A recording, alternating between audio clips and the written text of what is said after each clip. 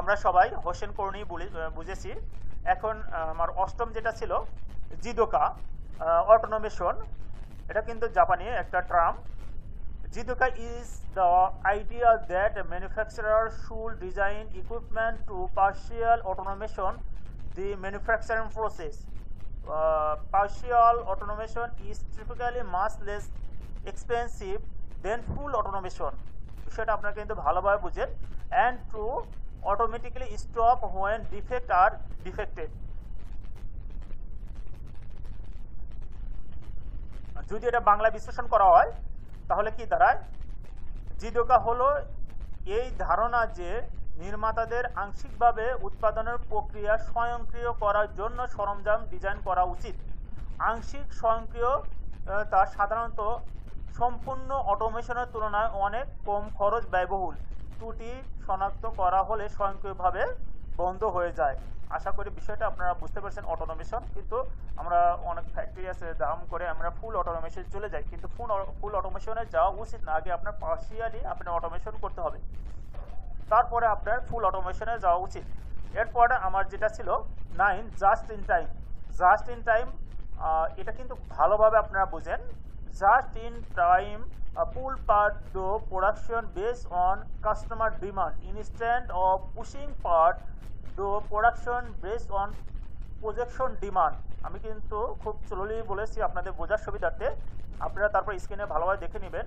Provide on many lean tools such as continuous flow, level scheduling, pack time, kanban, standard work. আমি যদি এটা বাংলা বিশ্লেষণ করি, just in time project, এটা কিন্তু ভালোবাসেন। প্রজেক্ট যখন আপনার চাহিদা দিবে, অর্থাৎ জাস্ট ইন টাইম প্রজেক্ট চাহিদার উপর ভিত্তি করে উৎপাদনের মাধ্যমে যন্ত্রাংশ করার পরিবর্তনে গ্রাহকের চাহিদার উপর ভিত্তি করে যন্ত্রাংশ টানে এবং কন্টিনিউয়াস এর কী কী উপায় রয়েছে, আপনার লিন টুলস রয়েছে, continuous flow, level scheduling, কানবান, standard work মতো অনেক লিন টুলস সরবরাহ প্রদান করে। কন্টিনিউয়াস ফ্লো খুবই গুরুত্বপূর্ণ একটা বিষয়, এটার সাথে WIP একটা সম্পর্কিত রয়েছে। আমি সেই বিষয়টা একটু ইংলিশে দেখে আসি। Continuous flow is manufacturing where WIP smooth flow through production with minimal buffer between step on the manufacturing process.